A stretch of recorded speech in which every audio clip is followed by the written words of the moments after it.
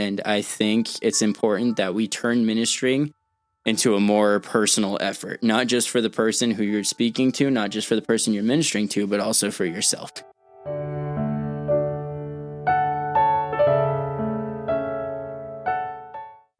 Hello and welcome everyone to the From Grace to Grace podcast. My name is Tyler Gordon and I am here with my co-host Sam, and we are doing yet another guest episode. This episode is called Ministering to the Marginalized. We're going to talk about ministering. We're going to talk about people in the church who may be on the margins and how we might be able to help them in their faith journey and things like that. I think it'll be an interesting episode. We have our guest here, Jeff. Jeff is in our YSA ward, and I know Jeff from there. Sam is getting to know Jeff during this episode, so that's exciting. Jeff, do you want to go ahead and introduce yourself? Yeah, in case you missed it, I'm Jeff. Don't know, I might say it a few more times just because I got to top Tyler on saying my own name.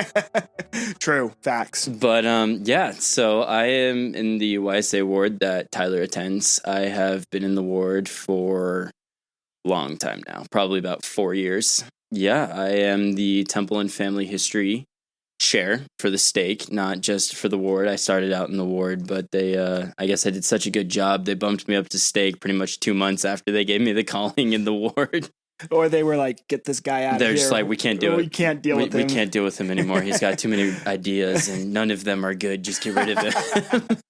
Oh, Jeff, I don't know. You've done pretty good with the stake stuff. I've been impressed with the different initiatives that we've had. So that's awesome. So Jeff, are you going to school right now? Are you working full?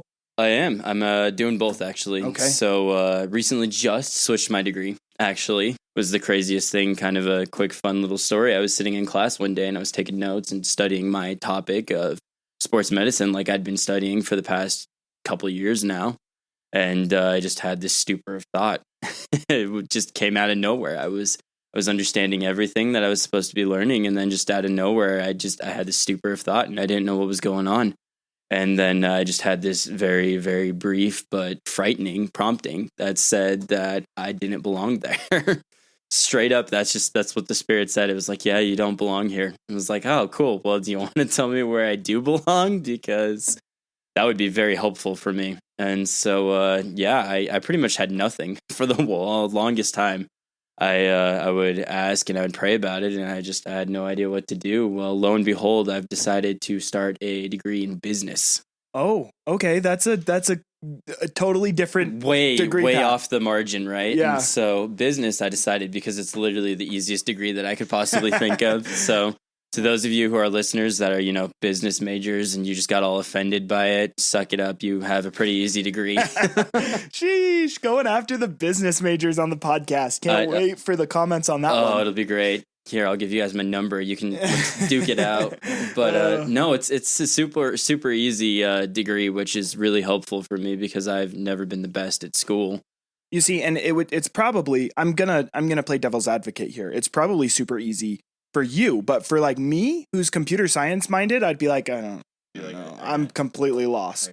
Maybe easy for you, but like definitely not easy for me. I couldn't do it. So I will say it definitely helps to be a people person. For sure. And to be able to communicate with people. But the craziest thing is once I get the business degree, I still don't even want to go into anything business related. Oh, what do you know what you want to go into? I do. I have recently decided that I'm going to pursue my dream career.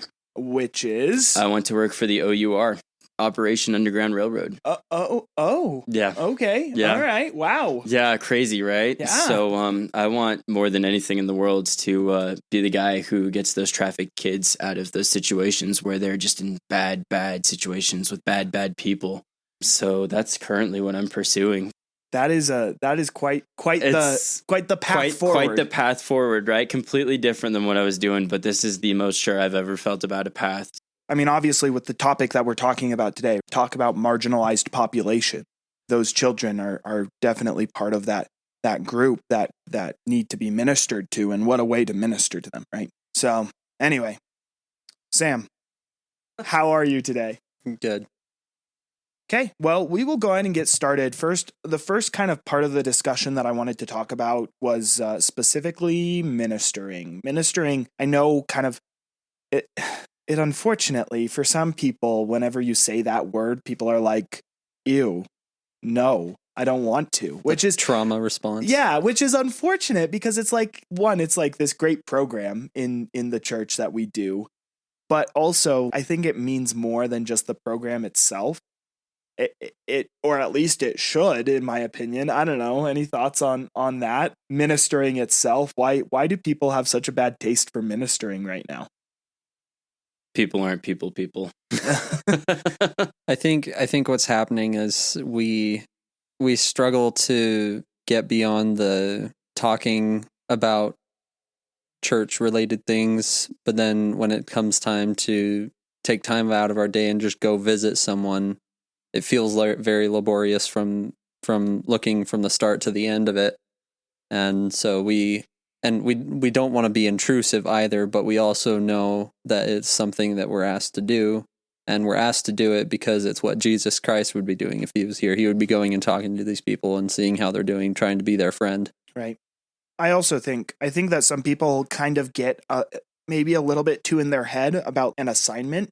I think suddenly when it's an assignment, it's like a chore. Oh, I have to go do this. And it's now I'm not doing it. Yeah, exactly. Well, like part of that is like silly, but also true. I feel like people get in their heads about ministering, and I'm not trying to call anyone out because I'm just as bad as the next person. I'm not the best at ministering, but I think we have to change the way that we think about like what is ministering and go beyond just ministering to our assigned people and minister to the ward, which would include our assigned people. So I don't know. Jeff, any thoughts about ministering? I just think there's a sense of tedium to it in people's minds. You know, I have to go out, I have to meet someone new. I mean, not everyone gets an opportunity to get to meet each other like Sam and I, where, you know, we're talking in front of hundreds of people with each other. No, there's definitely a sense of tedium in the fact that you're just supposed to go out, you're supposed to meet someone new, you know, maybe it's the awkward person in the ward who they just kind of end up sitting alone. And I mean, honestly, you should probably be talking to those people anyway in the first place. Those are the people who need support more than anything. But, you know, it might also just be the fact like, oh, I don't really know this person, or I don't think I would have anything in common with this person. And so then when you're assigned to actually go and talk to them and get to know them, you're like, oh, where would I even start? Like, I have no idea. I don't know how to get in with this person. I don't know how to talk to this person. I don't know how to essentially be this person's friend. And so you at least for me, I start to think, okay, well, I could do X, Y, Z, and then X, Y, Z. I realized maybe I should have started with A, B, C. And so then you go in your ABC, and then either way you look at it, you're like, man, that's too much work. For sure. It's like, I have no idea what I'm doing. It's not worth it. Yeah.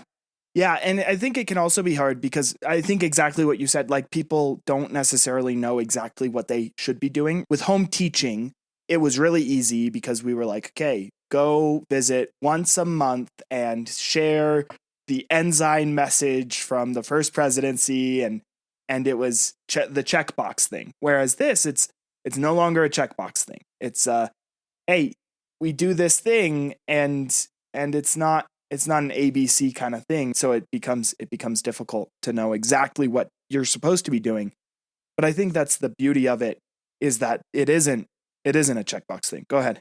I think what's difficult about it is it's getting to a higher, holier way of doing things where you're stepping up from the law of Moses checkbox style and you're going into a law of Christ style where he wants you to be doing what he would be doing rather than just checking a box, because that's not how the Savior works. Right. I mean, because people are more than just boxes, right? People are people, which is a crazy concept, I know, but people have needs and desires and wants, and we need to be conscious of those things, especially in a church like ours, right? Our church, we need to be conscious of the people themselves. I love this phrase that I've heard in Institute, that one of my Institute professors says before each lesson. He says, I want to teach people, not lessons. And I think that's so important with ministering. We want to minister to people, not minister to a checkbox. So I think that's important. Jeff, in terms of talk me through this, and this might be a crazy question, but tell me how temple and family history, especially in your position with the stake, how does that relate to ministering, or why would temple and family history be vital to ministering, or why would ministering be vital to temple and family history? You know, when I read that was something you wanted me to talk about, I was like, I got no clue. Those are two completely separate things. What do those have to correlate with? Now you want me to come up with something just off the top of my head where they correlate. But luckily, you know, I had some time to sit and ponder the question for a little bit. And I think the biggest thing is, you know, we have the YSA Temple Night right now. What better way to get to know somebody or to minister to somebody than to just go up to them and be like, hey, this Saturday, you know, I'm going to the YSA Temple Night. I don't know if you're planning on going. I don't know if you're already going with some friends, but me and some friends, we're going to go. Would you like to come with me? Essentially. I think the temple is amazing at bringing people together. So I think, kind of like I was saying, where you don't know where you would connect with that person, let the temple do all the work for you. Yeah. I think that temple work requires sacrifice, right? It requires a sacrifice of your time. If you're going to do an endowment, an hour and a half to 2 hours of your time, that's a long time. And I think if we are able to set that time aside for the temple, it teaches us lessons in setting aside time for ministering as well. If you can set time aside for the temple, you can also learn the lesson of setting time aside, consecrated time to do ministering to those of the people in your ward, those you're assigned to, that kind of a thing as well, which I think is just, I don't know, it's an interesting concept. It's kind of the same thing of tithing, right? Like if you can set aside 10%, you'll also learn how to set aside savings for a rainy day or whatever it may be. So, Jeff, any ministering stories that may have had a significant impact? And it's okay if you don't have any, we can cut it out. But I just figured we'd ask if like, how's ministering? You know, I am terrible at ministering. Fair enough. I think I have had a different companion probably 18 different times since I've been in the ward. Most of my ministering companions I never even really got to know or didn't know at all. So yeah, I wouldn't say I'm the best when it comes to ministering, but you know, ministering, it's kind of like Sam was saying, it's the higher law of home teaching. And let me tell you, when I think of home teaching, I think of my dad. My dad, when we were companions, when we were doing home teaching together, oh man, could he home teach? He can still minister too, just as well. He just gets it. He knows what to do. We've had some incredible experiences, my dad and I working together in home teaching. And so home teaching essentially is just ministering. So I guess any experiences I would put towards when we were home teaching together. But just the love that you could feel for those families that my dad had for them. I mean, my dad's always said, you know, ministering, it's super, super easy. He's like, I feel like everyone should have at least one point where they say, you know, I for sure this year did ministering. And he's like, everyone has a birthday, right? Yeah. How hard is it to figure out who you're supposed to be ministering to go up to them, be like, hey, what's your favorite candy? What's your favorite treat? You know, and find out and then come over for their birthday and be like, hey, you know, you told me this was your favorite candy. Just wanted to give this to you. Wish you happy birthday. So that's something my dad has always been amazing at. He would always, whenever it was their birthday, he'd have some sort of candy ready or something, their favorite treat. And he'd just come over and he'd hand it to them. Hey, happy birthday.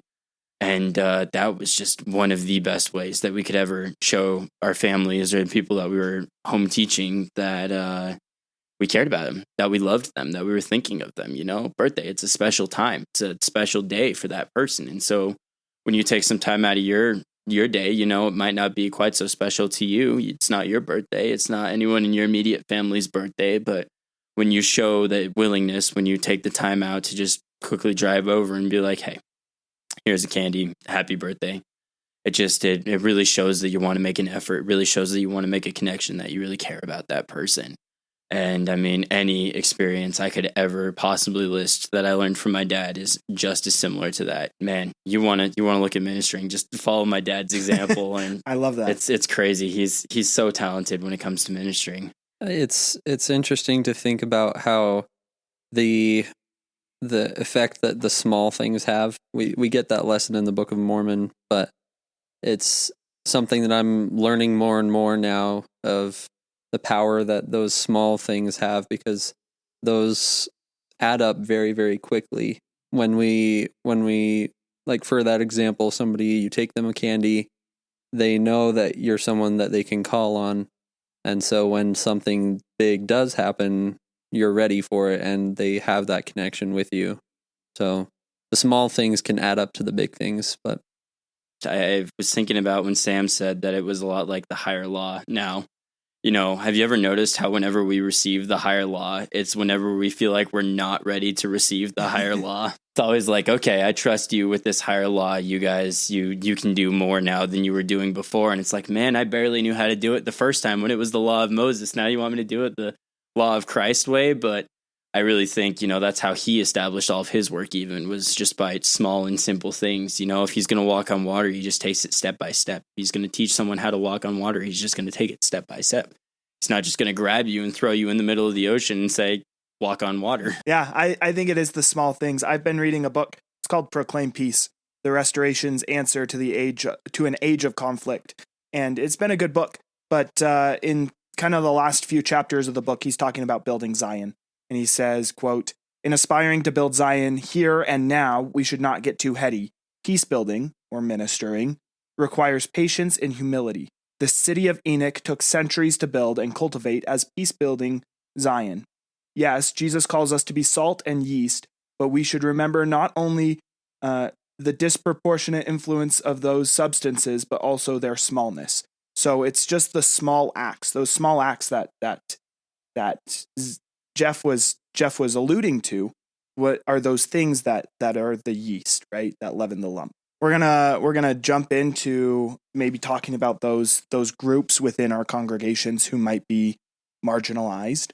We, as we kind of talked about in previous episodes, back in episode 7, when we were talking with Katie, we kind of talked about people who might leave the church because they're on the margins of the cookie cutter, quote unquote, and don't quite fit.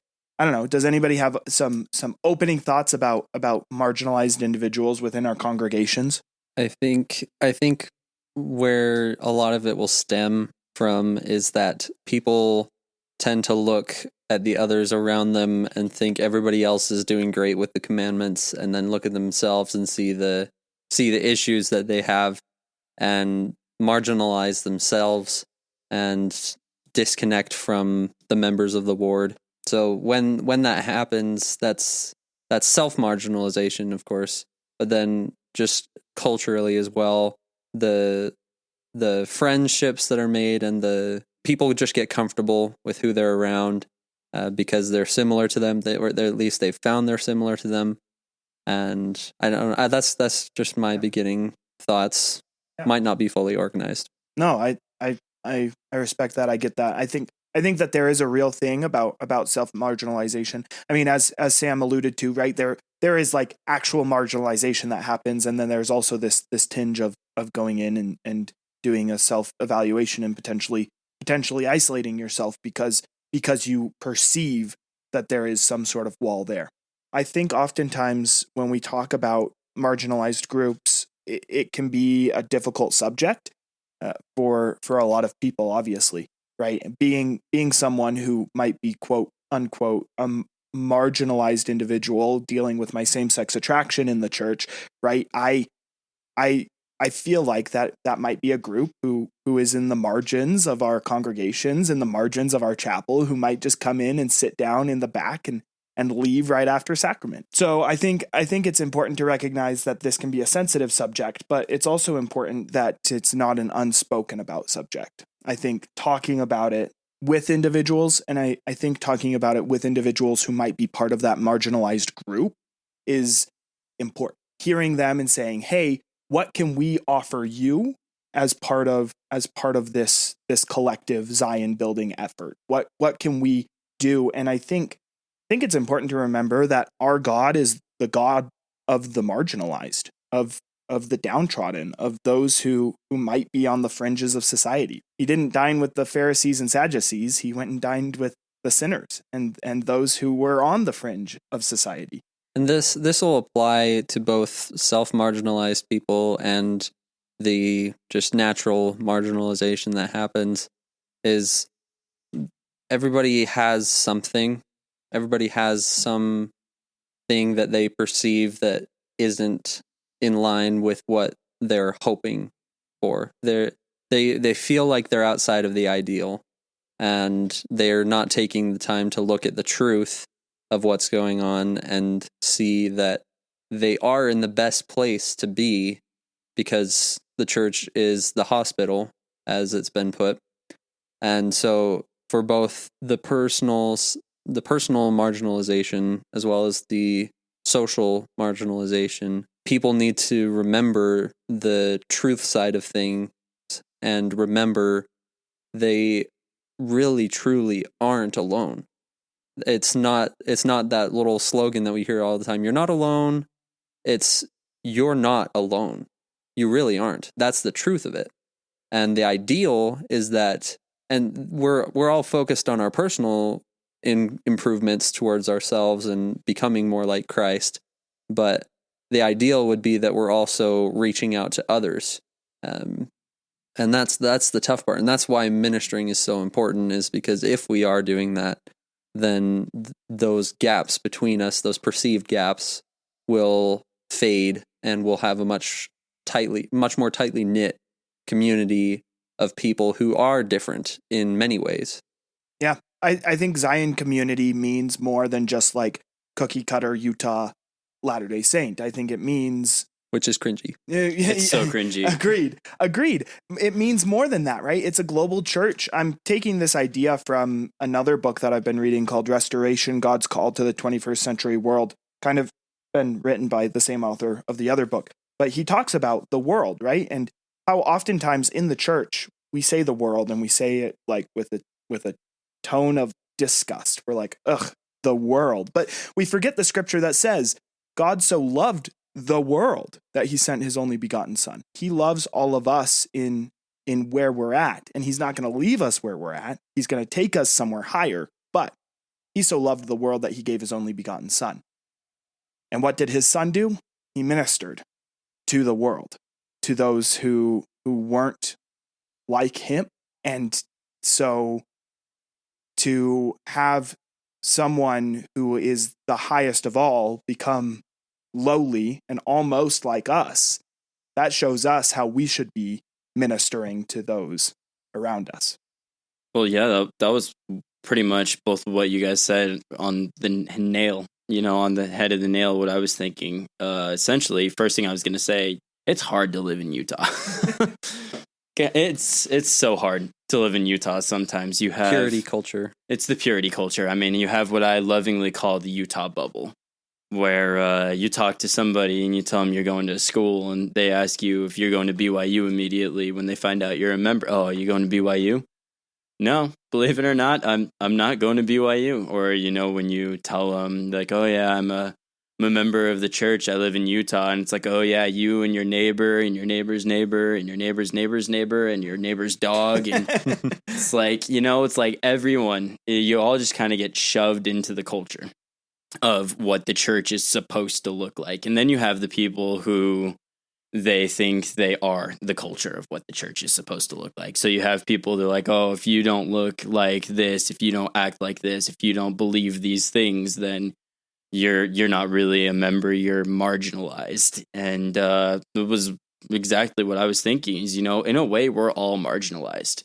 We all have something, we may not have a complete family. We might have parents that got a divorce. We might be dealing with certain feelings. We might be having questions. We might be having thoughts against the church that, maybe it's something we just can't help. Maybe it's just something that pops up one day out there, and, it's scary. It's scary when you have a thought like that, but you can't just sit there and be like, oh, well, I guess I'm just different than everybody else now, because I guarantee you, if you've had that question, there's probably been at least 30 other people that have had the same exact question as you have. Right. And so it's the fact that I would love, if I could change Utah, if I could do one thing to change Utah, I'd get rid of the bubble. Pull down the barriers. Pull down tear down that wall, right?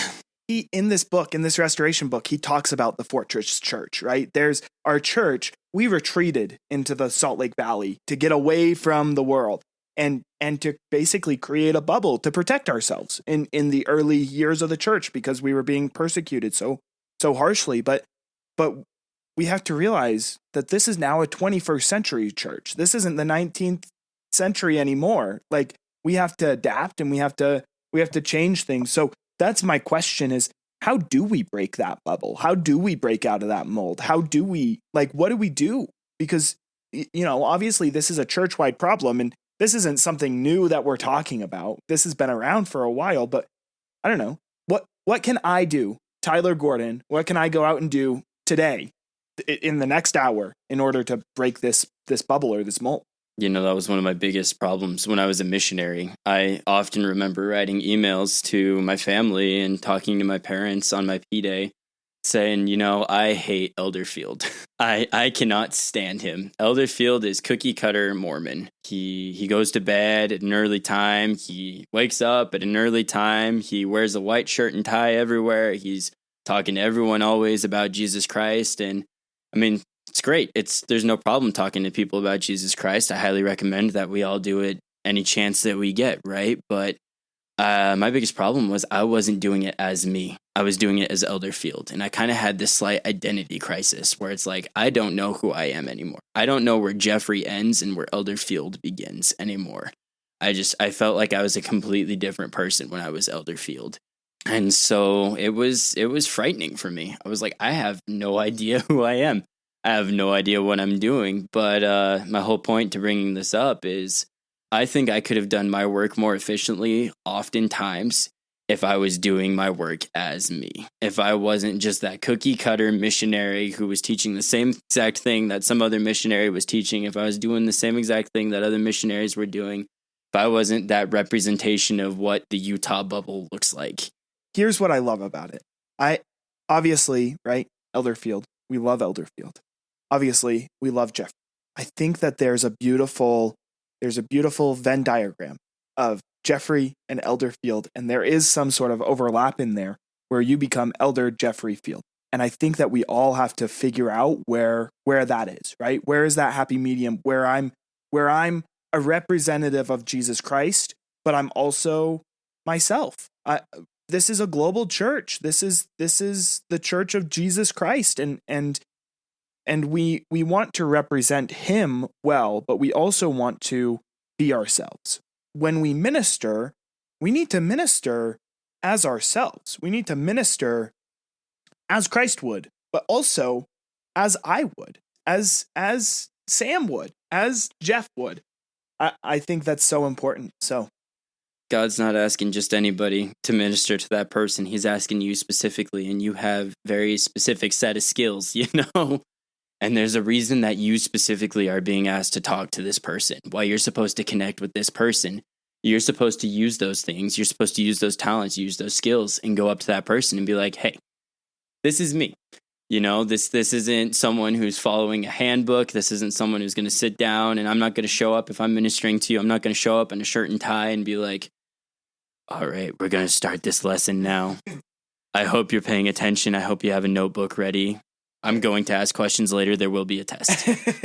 I also want to say that there are, as much as we've been disparaging towards the bubble or the cookie cutter, there are some redeeming qualities to that bubble, to that cookie cutter. There are some good things that we can take from that, and it's not all bad, but it is important to recognize where there are areas that don't have to be there. I love what President Nelson has been doing with the handbook, and he's basically gone through and gutted the whole thing and said, like, well, what are we doing with this? Why is this in here? This doesn't need to be in here. We're going to remove that. We're going to add this section. We're going to change this. I feel like there's an update to the handbook every other week now, which I love because we're an adaptive church, and we may not adapt as quickly as people want us to, but we're adapting, which I love. Well, you want to talk about a man that stays in the bubble, but also bursts the bubble. Look no further than Nelson, right? President Nelson. He, I think it was like his very first conference talk he ever gave when he was finally the prophet, right? He talked about ministering, actually.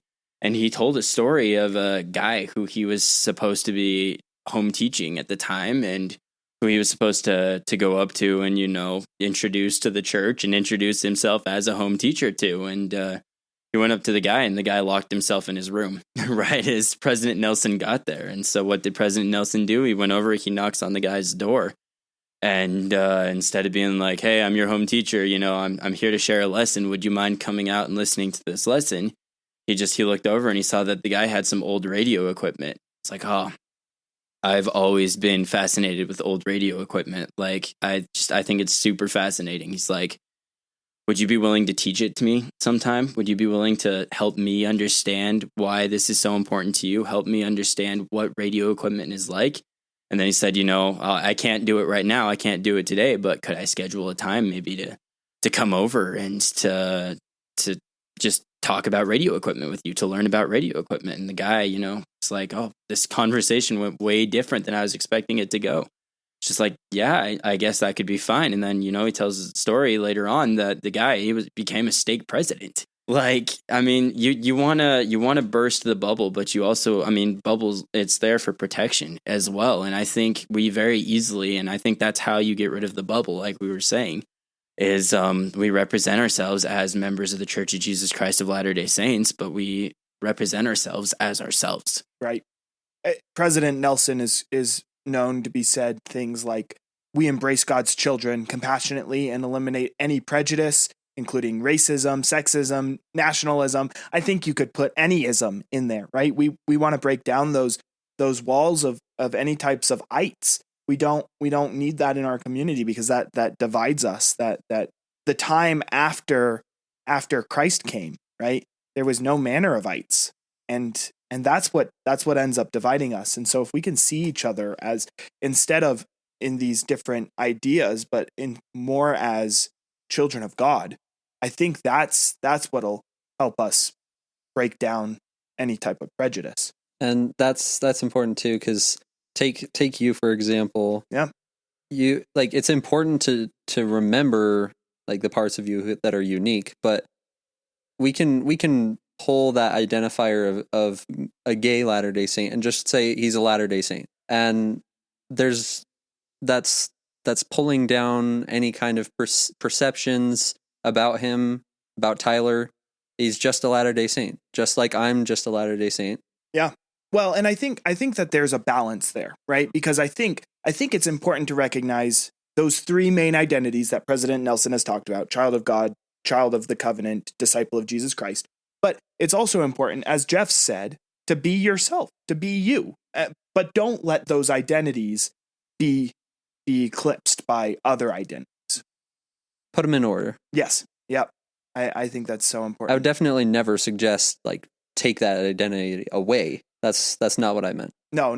I know what you're saying though, right? Like, is we don't have to, if you decide that there's an identity that you don't want to identify with necessarily, I don't think you have to take that with you. I think that you can do what you want with your own identity. Now, there are some identities that are harder to escape than others, but I think those top three identities, as long as you have those within your perspective, I can just, it brings me peace when I remember, like, oh, that's right, I'm a child of God, and it just brings me peace to remember that. Any other thoughts on ministering to the marginalized?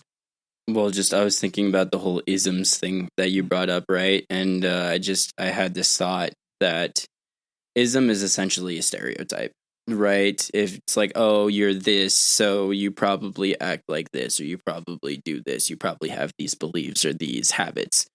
And I think the reason why I hate the bubble so much is because it in itself is an ism. right? And so how can I go in and show somebody that I'm not going to worry about their ism, or I'm not going to look at them just as their ism if I'm going in displaying my own isms, right? If I'm displaying my own stereotypes, or if I'm giving into the stereotypes of my own culture. It's hard to make a connection with somebody to help show them like, hey, you might be this, but that doesn't matter to me. All I really care about is I care about you. But how can I really show somebody that when I'm so focused on my own ism, when I'm so focused on my own stereotype, when I'm so focused on being the perfect minister that I don't even really think about the actual individual? If I'm sitting over there and I'm like, okay, I'm taking notes, I'm like, I'm going to do this and I'm going to do this and it's going to be great. And this person, they're going to come to church every day. And, maybe 9 years down the road, they're going to become a prophet. I can't think like that. All I'm really thinking about is I just want to make a connection with this person. I don't care who this person is. I don't care what this person believes. I don't care things that they do. I don't care any stereotype about said person, because I don't care about any stereotype about me. I just want to go in. It could be more, or it could be just as casual as a conversation that you have with some random stranger on the bus. Like, hey, how's it going? I'm so-and-so. How are you? Who are you? What do you like to do?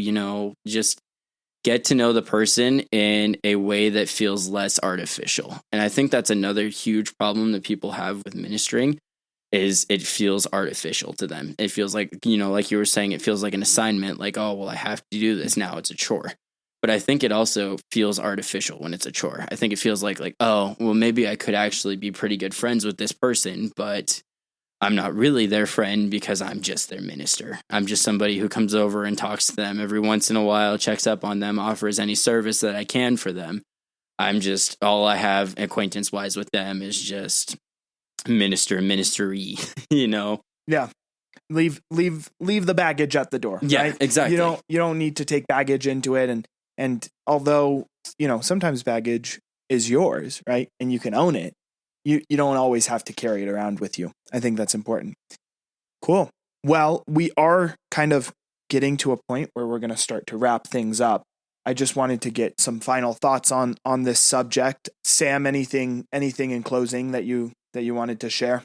I have a dream of that someday everybody would be able to see, just like for one day, everybody's personal pains and sadness and problems and worries, and just get past small talk, get past the idiosyncrasies, and just real talk all the time.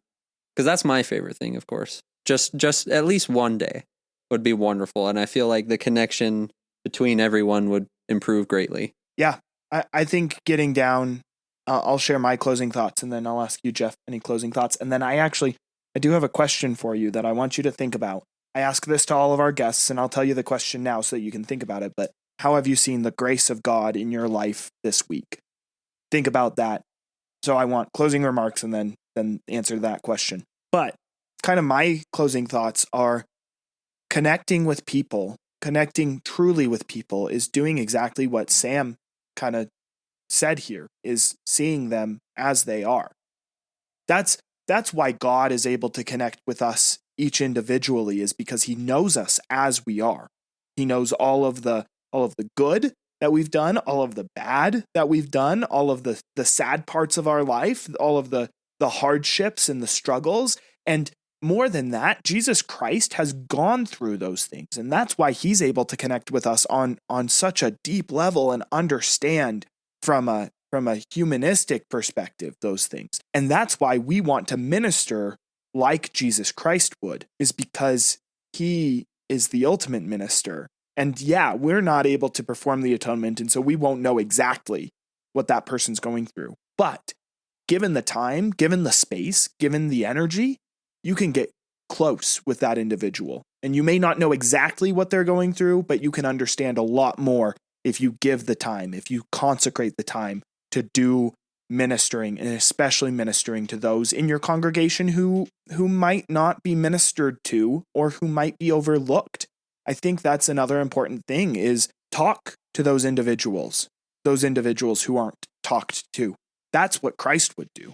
He would seek out the individual. He would seek out the one person who might be sitting alone, the one person who may be an energetic person, but may feel alone or feel just out of place. And so I think those are kind of my closing thoughts. In order to burst our bubble, we need to do some self-reflection and say, okay, where am I struggling?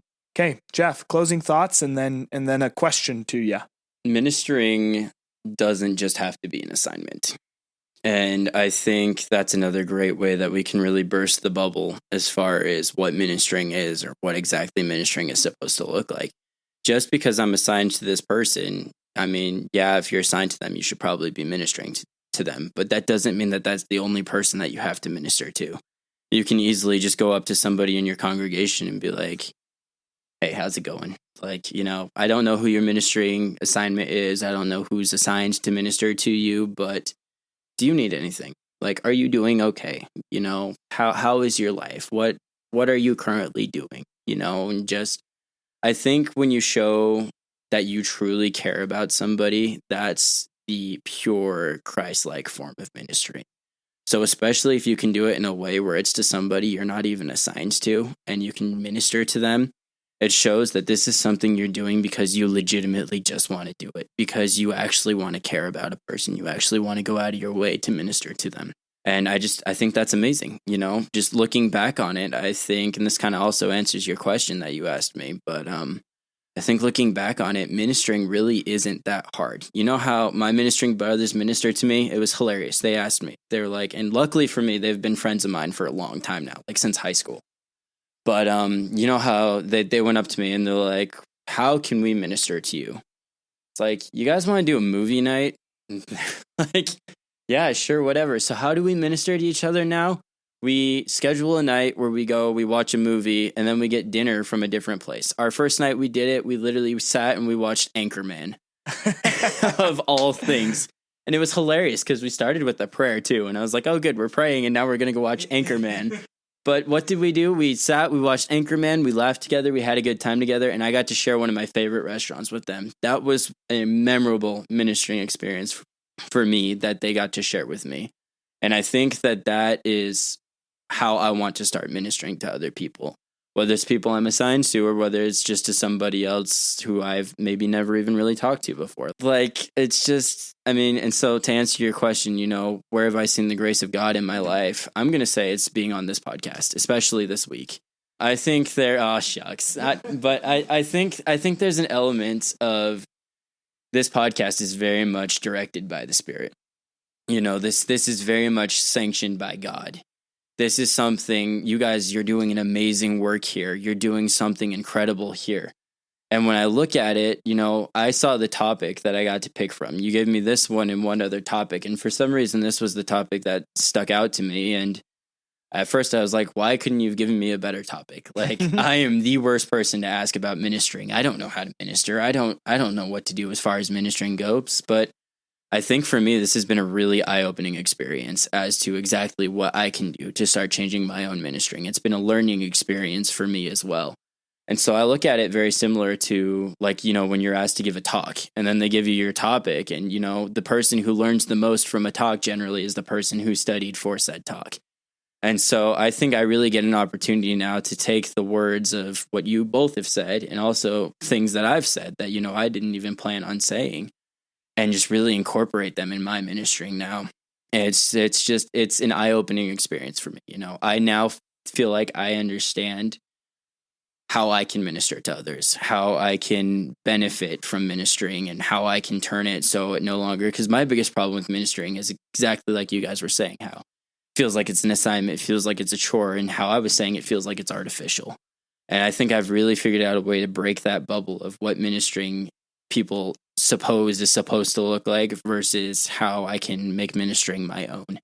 And I think that would be the only advice or encouragement that I would give to anybody who's listening, is find a way to make ministering your own.